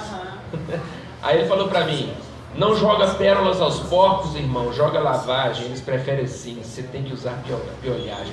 Que é um trecho de uma letra de uma música chamada Jesus Chorou, do Racionais, que eu não conhecia. Meu conhecimento de Racionais se restringia a Diário de um Detento, que eu gosto pra caramba, mas não é uma banda não é um grupo, né, que eu tivesse escutado muito. Mas aí, cara, eu fui pra casa, falei, o que você falou? Eu falei, não, é o Racionais. Então eu falei, mas onde esse é? Jesus Chorou, eu anotei, fui fazer meu para casa. E atualmente eu tenho pesquisado exatamente essa presença do rap como uma das linguagens presentes dentro do presídio, né? Porque do mesmo modo que tem a linguagem religiosa, tem a linguagem do rap, né? Você tem alguns códigos ali muito claros, né? E essa é uma delas. Então eu acho assim, se o rap é a principal linguagem poética que chega até lá, cara, que bom, né? Que bom. Não precisa ser a poesia X ou Y, né? A poesia que está na crista ou que está... Não, é essa poesia que está chegando. Então, que bom. Está chegando alguma coisa da ordem do poético que vem pela letra do rap, né? Bom, então, quanto a isso, e aí eu também cito a Nívia Sabino, que é uma menina que também é poeta aqui de Belo Horizonte, que na verdade de Nova Lima, né? Que é uma menina foda também nisso, né? Com relação à pergunta da Camille, na verdade, assim, Camille, se você me perguntar qual que é a minha esperança com relação a esse projeto, o impacto dele minha esperança é zero, sabe assim? Eu não acho que essa roda de leitura tenha mudado, esperança no sentido de esperar que isso mude a essência do que é o sistema prisional brasileiro. É zero mesmo. Não acho que muda absolutamente nada nesse cotidiano dessa realidade tão cruel do que é o presídio. No mínimo, no máximo, desculpa, a gente tem uma possibilidade de troca. E isso para mim é muito. Quando a gente está diante de um sistema prisional tão cruel, né, em todos os sentidos, né, na violência física, na violência simbólica, né, nas condições de permanência daquelas pessoas ali dentro, na violência do cotidiano dos guardinhas que ficam ali massacrando os caras em tudo, né, a gente está diante de algo que é tipo assim, que é a literatura perante isso, né? Perante essa realidade do que é um presídio, do que é um sistema, do que é todo um aparato de violência que está legitimada pelo Estado, que está ali dentro, né? Eu fico pensando lá quando Foucault escreveu o Vigiar e Punir, ele buscou uma certa história das prisões, né? Que na verdade, quando você lê lá o subtítulo História das Prisões, você vai todo animadinho achando que você vai ter uma história, não tem nada de história das prisões ali, né? O que você tem é uma reflexão sobre como o Estado acabou construindo isso que nós chamamos de prisão, isso que ele chama de prisão, na falta de outra solução para lidar com a criminalidade, né? Porque antes pegava o cara, esfolava ele em praça pública, né? Na guilhotina, enforcamento e o esfolamento, etc. e tal, e esperava que com isso as pessoas fossem ter medo de cometer o crime. Não tiveram, continuaram cometendo o crime, né? E aí eles vão criando sistema, até que chega num ponto e fala assim, encarcera, né? Deixa todo mundo preso dentro de um lugar. Mas e aí? A partir do momento que a pessoa está presa dentro desse lugar, ela deixa de existir, né? Ela vai sair, né? Ela não vai ficar, não tem prisão perpétua pra gente, então ela vai sair. E aí? Ela vai sair pior? Ela vai sair na mão de um crime mais organizado? Então, é como se fosse assim, a prisão é a melhor saída entre as piores saídas que existem. Eu também sou absolutamente contra a ideia de prisão nesses moldes, né? Do que se considera assim, vamos prender um cara, ele vai cumprir uma pena e ele vai sofrer e ele vai sair de lá melhor. Ele não vai sair de lá melhor. O que um projeto como esse, e o projeto de trabalho dentro das prisões também, né? Da possibilidade da pessoa remir a pena pelo trabalho. Ora, eu acho que é uma maneira da pessoa ocupar melhor o tempo dela, né? Um tempo que é parado, um tempo que é inútil, um tempo que é dedicado simplesmente a um ócio, no pior sentido disso, se dedica a sair da cela, ir para um outro lugar, encontrar uma outra pessoa, encontrar outros presos, conversar e voltar para dentro da cela. Né? Isso, para mim, não vou falar que é um alento, mas é pelo menos uma janela. Né? Na edição desse livro, os caras tiveram uma ideia muito boa, que eles construíram em cada página uma janela, que remete ao poema de trás. Então você tem assim, você tem uma página, você tem um poema, quando você passa para cá, essa janela ela pega um outro verso, né? Para dar essa ideia de que nós temos que construir janelas, né? Durante a visita do Ricardo Aleixo lá em Sete Lagoas, eu ficava ouvindo assim, barulho de porta batendo, de cela, porta de cela batendo. Só em Sete Lagoas, ali naquela região, tem muito passarinho. Então eu ficava ouvindo passarinho cantando e porta batendo. Mas era um paradoxo tão grande, assim, essa violência da porta batendo e passarinho cantando, porque era prisão, liberdade, o tempo todo, né? Então, eu acho isso, assim, o efeito da educação dentro da prisão é funcionar como uma janela. Ponto. Não acho que... E olha que Sete Lagoas tem uma escola. Eles têm o EJA lá dentro. Tem professores que vão lá e o cara, ele entrou com o ensino fundamental, ele pode sair com o ensino médio lá dentro, ou seja, ele sai mais graduado, né? Agora, a maioria dos presídios não tem escola. A maioria dos presídios não tem estrutura absolutamente nenhuma, né? Então, quando se abre a janela para pelo menos entrar alguém para trocar ideia, eu acho que isso é bom, mas que eu não tenho a menor esperança, porque eu acho que a violência do sistema, ela solapa, ela destrói, ela oprime qualquer possibilidade de melhora, né, do indivíduo ali dentro. Né? A prisão não melhora ninguém.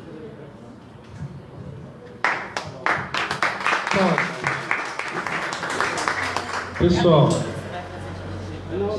é outra coisa, é porque eu esqueci de falar da outra vez.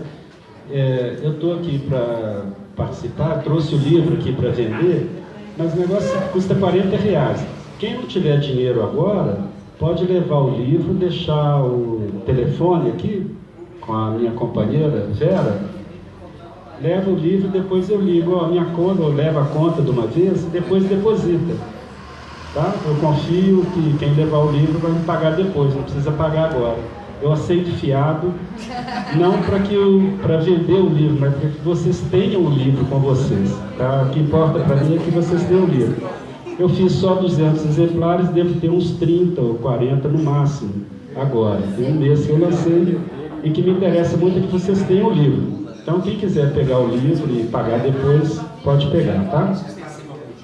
Isso é extensível ao disco Correio Aéreo Noturno do Alexandre, que também está aqui por R$15. Meu livro é 40, o disco dele é 15. A cerveja, o Saulo está dizendo que não entra nessa história.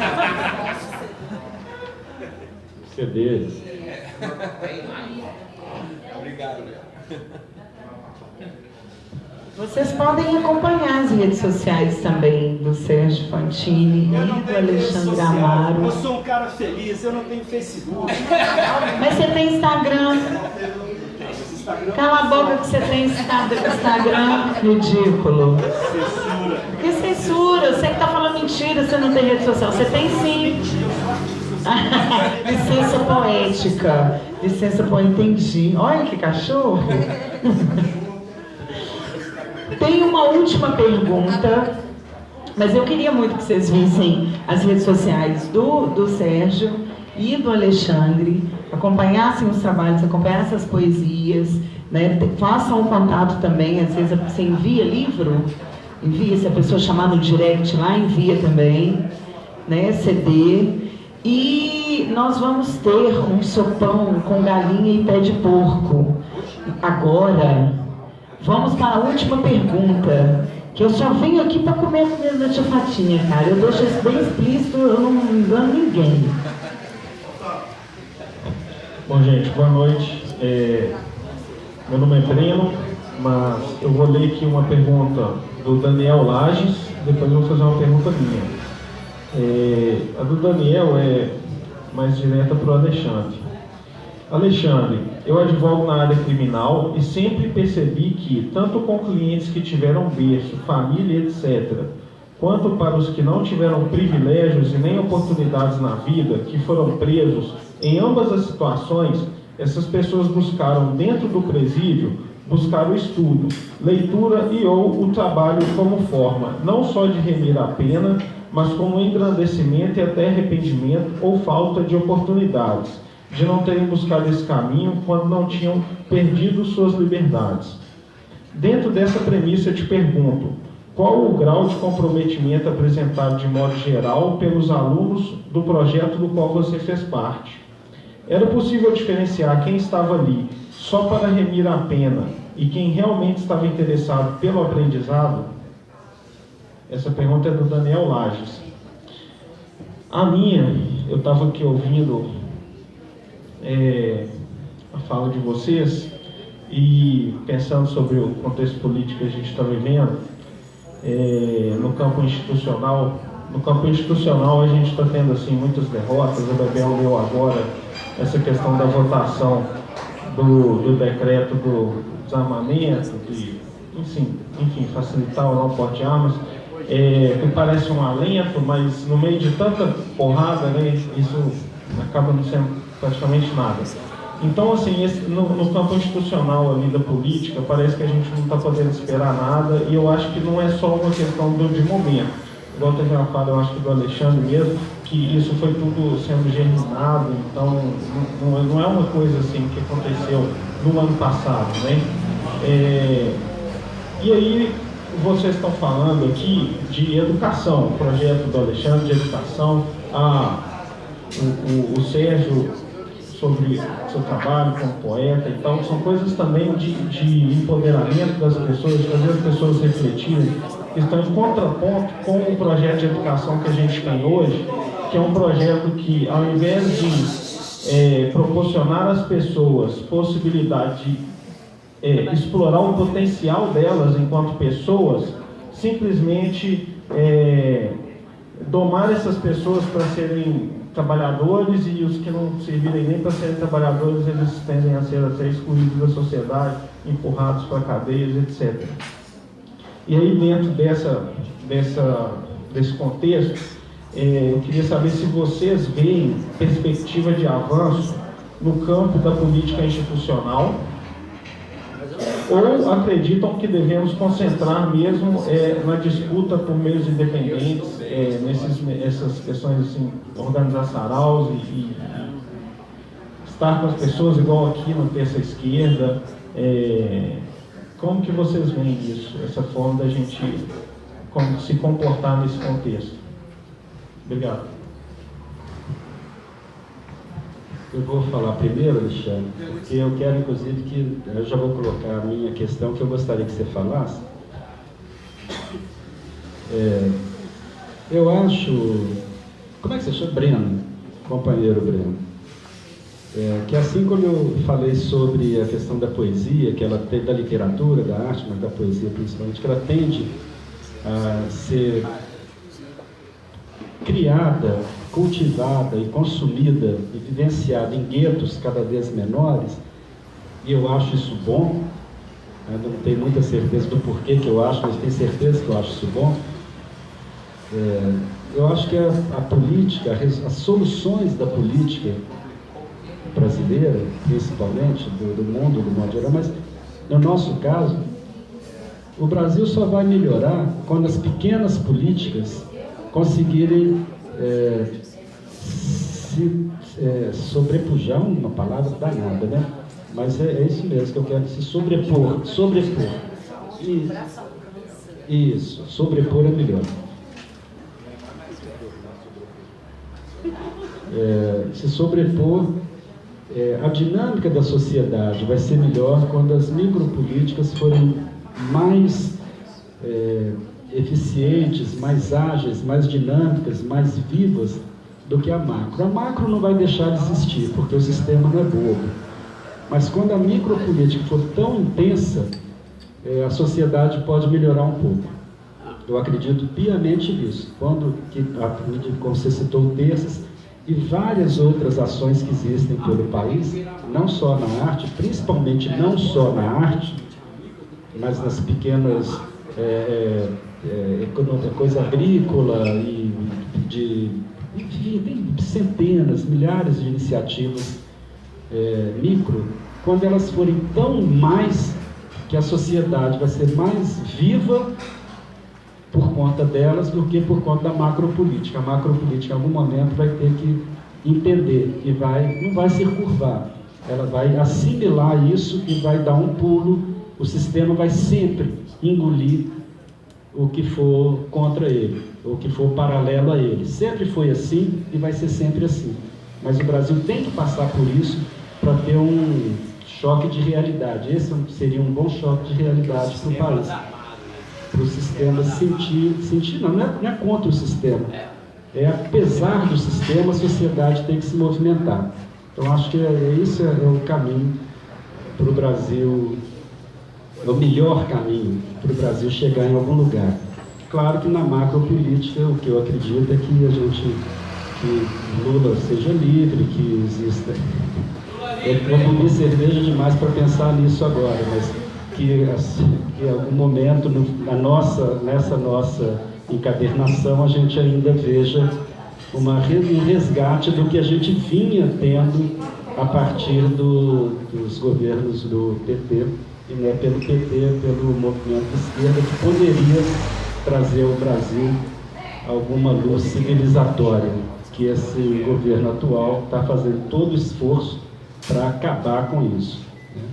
E um exemplo que a gente teve, e aí eu quero pedir que o Alexandre comente.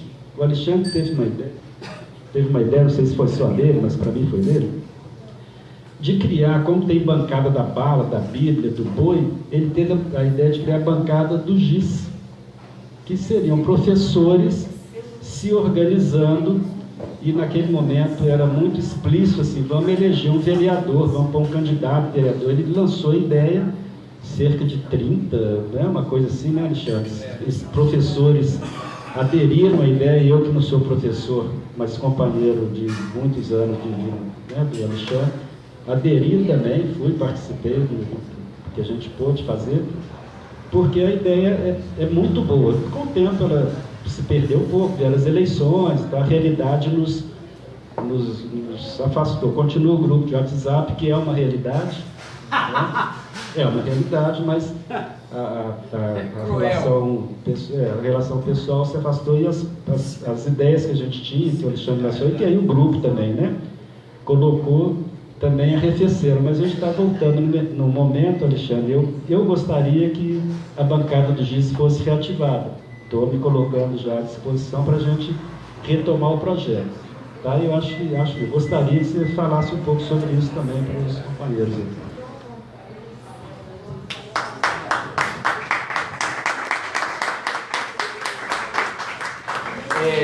Começando então pelo final, só para fazer o link, essa ideia de uma bancada do GIS foi um insight mesmo, assim, em termos desse tanto de nome de bancada que tem. É só bancada ruim, né?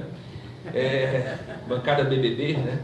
E aí eu falei assim, gente, fiz um post mesmo assim, se tem bancada da bala, do boi e da Bíblia, por que a gente não cria uma bancada de... Vamos eleger um professor, né? Por que a gente não cria uma bancada do GIS e tal? E foi exatamente no momento que a Duda Salaber, que eu conheci há, sei lá, 15 anos que a gente trabalhou junto. Trabalhei muito tempo com a Duda. A Duda era o Dudu Salaber, né? E aí ele me fez contato e falou assim, olha, eu estou me lançando candidato ao Senado. Ela, né? Aí já era a Duda. Eu posso usar o termo bancada do dia? Eu falei, não, Duda, não posso usar o termo. Ninguém é dono disso, né? Isso agora, né? Ah, sim. Quando a ideia surgiu, né? A gente teve algumas reuniões lá no sindicato e depois fizemos algumas reuniões lá com a Adriana, né? Isso aí é o tempo que está acabando? Não? Ou é o caldo que ficou pronto? Não é o caldo, ou é o fim do mundo. Se terminar com o caldo vai ser ótimo. Então, a gente teve essa ideia, a gente teve algumas reuniões, a gente criou alguns grupos, a gente mantém contato, que somos o quê? Professores, alguns ex-alunos meus, eu achei muito legal que participaram também, escritores, poetas. A gente fez esse grupo e foi naquela eleição de 2 anos atrás. Espera aí. De 3 anos atrás, né? É a última de prefeito, para vereador, né? E aí, logo na sequência, a Duda consultou e ela usou na campanha dela, né? A própria Áurea também usou esse termo. Eu achei fantástico, eu acho que a ideia é essa, é colocar essa ideia na roda, ou seja, a gente reclama tanto que tem essas bancadas escrotas, desculpa, mas de que maneira não vamos fazer para eleger a nossa bancada, né? E eu acho que é uma bancada do GIS, né? Colocando gente da educação, né? Não precisa ser só professor, pode ser pedagogo, pode ser, sabe, assim, pessoas ligadas ao tema da educação, né? E, Sérgio, eu acho, assim, eu estou totalmente dentro da gente retomar isso, até porque temos eleição ano que vem, né? De já começar a pensar em nomes também, né? Duda, claro, vai sair candidata e tal.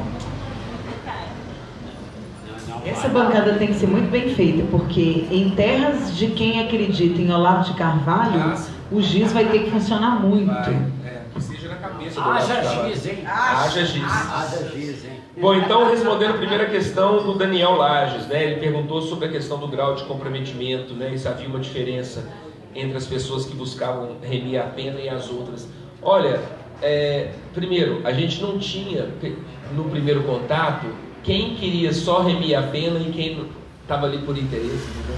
Todo mundo estava ali pela propaganda que foi feita de que se você lesse o livro e desse certo, você diminuía 4 dias da sua pena, né? Todos foram pela remissão da pena. O que aconteceu foi que durante o processo das aulas, eu reparei que gente que não tinha a menor condição de fazer uma resenha, que tentou fazer uma resenha, que foi reprovado na resenha, voltou. Aí foi reprovado na segunda, e voltou. E foi reprovado na terceira, entende? De repente, eu pensei assim, esse cara aqui, putz, eu não consigo aprová-lo. E olha que eu fazia muita força, assim. Mas não tinha jeito mesmo, assim. Porque ele não tinha lido, né? Porque às vezes não sabia nem ler. E não conseguia escrever. Então, o que eu fazia? Aí, mais pro final, eu resolvi fazer um trabalho de monitoria, entendeu? Eu dava aula durante um tempo, depois sentava do lado deles e ia escrevendo junto. E ia falar, olha, me dá aqui, corrigir, escreve de novo, traz semana que vem. Para ele ir tentando fazer aquele trabalho que todo professor faz, que o professor encontra todo dia com o aluno, né? Que é sentar do lado, mandar reescrever, corrigir, mandar reescrever, até que o texto comece a amadurecer. Mas eu te digo, eu tive um aluno em Caeté que ele participou de 6 rodas. Ele não conseguiu nem um dia de remissão, mas ele esteve nas 6 rodas. Então eu pude perceber que ao longo do processo, o simples fato de sair da cela e encontrar com as pessoas fora naquele outro ambiente. E falar de literatura, trocar ideia e tal, já estava valendo, sabe? Agora, os números são mais, digamos, otimistas, né? Foram 600 presos que participaram do projeto ao todo, durante 1 ano e meio, né? Foram mais de 300 remissões. Então, assim, a gente teve um sucesso, digamos, né? Um aproveitamento muito grande, né? E como eu disse, tem preso que tem curso superior, tem preso que ia ser analfabeto, né? Bom, a sua pergunta sobre se... Deixa eu anotar ela aqui meio avacalhada, né? Se tem perspectivas de avanço, né, pela política institucional ou se seria pela iniciativa, né, da micropolítica, dos cidadãos e tal. Olha, eu acho assim, esse projeto aqui, ele existiu por causa de uma política de governo, né?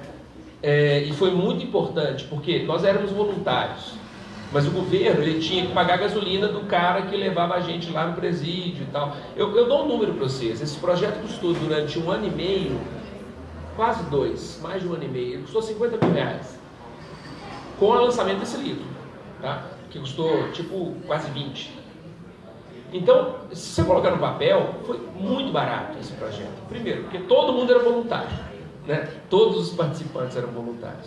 O gasto que eles tinham era literalmente com gasolina, né? O motorista já estava lá no Serras, né? E com livro. Então, assim, o custo para o governo, e com a compra dos livros que a gente usava, né? Claro, o material para a gente dar aula, né? Os livros todos, né? Os autores todos foram voluntários. Então, foi um custo de, em 2 anos, ter custado nem 50, foi 40 e poucos mil reais. Foi um custo muito baixo. Se você pensar, quem que na iniciativa privada, né, ou quem que na sociedade, gente, vamos fazer um racha aqui, cada um coloca uma grana e tudo, a gente não tem como fazer isso acontecer nessa proporção, de 600 presos, né, 400, 300 e tantas remissões. Agora, a gente pode fazer menor, com o mesmo voluntariado, né, com um impacto menor, mas dá para fazer. Né? Então a gente está em busca hoje, né? Alguém até perguntou isso antes, não, você tinha falado, a gente está em busca hoje de uma possibilidade de fazer isso aqui voltar a acontecer via, que seja lei de incentivo, que seja com patrocínio, que seja, mas de voltar a fazer acontecer isso aqui. Né? A gente tem trabalhado com isso, a Patrícia, que é a coordenadora, ela está fazendo reuniões, Patrícia Veloso, ela era coordenadora lá no Serras, e com a mudança de governo ela não está lá mais. Então, eu acho assim, é óbvio que a política pública, né, o apoio institucional, governamental, é óbvio que ele expande mais isso. Foram 11 penitenciárias, incluindo a penitenciária LGBT de Bicas, onde a Duda faz um trabalho muito legal, a penitenciária das mães lá em Vespasiano, né, que durante 1 ano ela pode ficar com o filho, né, amamentando, etc. e tal. E essas penitenciárias menores, como Caeté e tal, que são presídios menorzinhos que não tem assistência, ninguém vai, né? Você tem muito presente, e eu não estou falando mal ao citar isso não, são religiosos, entram muito nos presídios. Você tem tanto da igreja católica, que é a pastoral penitenciária, quanto das igrejas evangélicas que fazem um trabalho de presença ali com as pessoas e tal. Eu passei a respeitar muito, sabe? Assim, a gente tem essa coisa muito forte contra, estão lá, não sei o quê, blá, blá, blá. Pô, os caras estão lá presentes, sabe? Tudo bem, tá? Se o cara vai ficar acreditando nesse Deus ou naquele Deus, tem de presença de um ser humano ali conversando com ele, sabe? Isso tem que pegar muito. O Sérgio pediu um momento de fala para a gente encerrar, mas eu sinto, quando a gente toca em assuntos assim, por que a gente não faz interdisciplina? Por que a gente não cobra dos intercâmbios sanduíches, que isso seja uma contrapartida relevante, sabe? Não querendo comparar, mas o Canadá tem excelentes modelos aonde se acontece essa interdisciplinaridade. Aonde você tem redução fiscal de quem for da privada que contribuir, o governo intermediando, O estudante que é beneficiado por bolsa, que tem essa contrapartida, sabe? Nós, enquanto sociedade civil, falando, olha, não é remunerado para, mas é sociedade civil fazendo papel de sociedade civil. Por que a gente não pensa isso? Sabe? É possível se fazer isso. Só que aí fica só nessa, né? Você tem família, você tem carreira, você tem conta para pagar, você acredita nisso aqui, mas você precisa de fazer, né? Essa roda tem que rodar de alguma forma. Enfim, fica a reflexão também. Sobre isso, Alexandre, que eu queria comentar, você teve essa experiência nos presídios, né? Que ela depende totalmente do Estado. Ninguém vai ser autorizado a entrar no presídio sem autorização, sem a conivência do Estado, para um determinado motivo, com determinada e com rigoroso acompanhamento do que você está fazendo lá, obviamente. Pegando o lado pragmático, assim, concreto do que você falou, 50 mil reais. E também pegando pessoas em situação específica de vulnerabilidade social, que é quem está preso, mas existem milhares de pessoas, milhões de pessoas fora dos presídios, ou porque já saíram, ou porque ainda não entraram, talvez nunca entrem, mas que estão em vulnerabilidade social também, econômica, social, política, policial, etc. Vocês acham que é impossível que um determinado grupo, com um determinado compromisso de fazer esse mesmo trabalho, independente do Estado, independente do presídio, com esse imenso público que eu citei, vocês não acham que é possível que isso seja feito? Essa é a micropolítica que eu acho que vai mudar. Independer do Estado, o Estado que assuma o seu compromisso e faça com os meus impostos o que ele tem que fazer, o que está na Constituição, enquanto ela ainda vale alguma coisa, mas que a sociedade se organize para fazer coisas como essas, que não dependem, independentemente do Estado. Existe aqui, aposto que daqui a 2 quarteirões, 3 quarteirões, existe uma comunidade, Vila do Peixe, não sei se é aqui perto, existe uma comunidade carente de vulnerabilidade social e que a gente poderia ir lá, eu poderia ser voluntário, o Aloísio, o Cristiano, a Lilian e a Bebel e você não? Você faria só mediação, Bebel. A Bebel faria mediação e vários outros que estão aqui hoje, com um pouco de injeção de ânimo, se animariam. O Curimbar levaria um lanche para a gente poder passar muitas horas lá, sem se estressar, sem ter despesa, e ficaríamos fazendo esse trabalho em algum tempo, em alguma comunidade, com esse mesmo propósito, fazer com que as pessoas leiam, que elas busquem na literatura as referências de sua vida, para que isso provoque nelas reflexão. A reflexão ela vai ser proporcionada pela literatura, por esse grande poder que a literatura tem de tocar num poema visual do Ricardo Aleixo, super sofisticado, eu conheço, construir sobre ruínas, e o cara assim, ruínas são é o que eu estou vivendo. Bah, o Ricardo não teria pensado nisso. Como que alguém no presídio falar que é ruína é o que ele vive? Ele pensou na questão simbólica, metafórica, no entanto é tão concreto para as pessoas. Como que a literatura tem esse poder imenso de tocar naquilo que a gente nem percebe que pode ser, porque a literatura ela abre referenciais das pessoas se espelharem.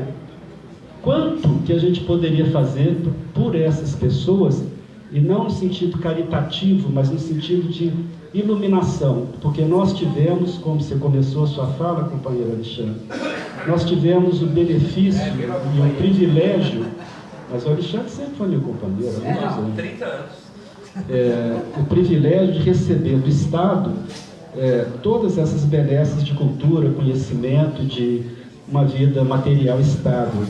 A retribuição que a gente pode fazer é essa, que a gente cada um de nós tem feito de alguma forma, mas pegando por esse exemplo da roda de leitura, quanto que a gente poderia fazer se tivesse essa mobilização para 40 mil reais, 50 mil reais, começa a parecer muito pouco diante do que se pode fazer numa situação feita essa, tomando como exemplo o exemplo que você trouxe aqui para a gente hoje. Sérgio, obrigada. Cara, isso é massa. Isso é foda. Gente, obrigada. A gente tem um presentinho para vocês. É uma lembrancinha do Terça Esquerda. Espero que vocês realmente gostem. A gente tem uma clássica foto que a gente tira, então eu queria convidar todos vocês para se achegarem aqui, para a gente tirar essa foto todo mundo junto. E vamos tomar o quê? Uma sopa maravilhosa da Chicate. É o quê? Olha! Gente, fica essa frase do Fantini, é do micro para o macro, viu? Vamos acreditar mais no social que a gente consegue fazer. Obrigada mesmo.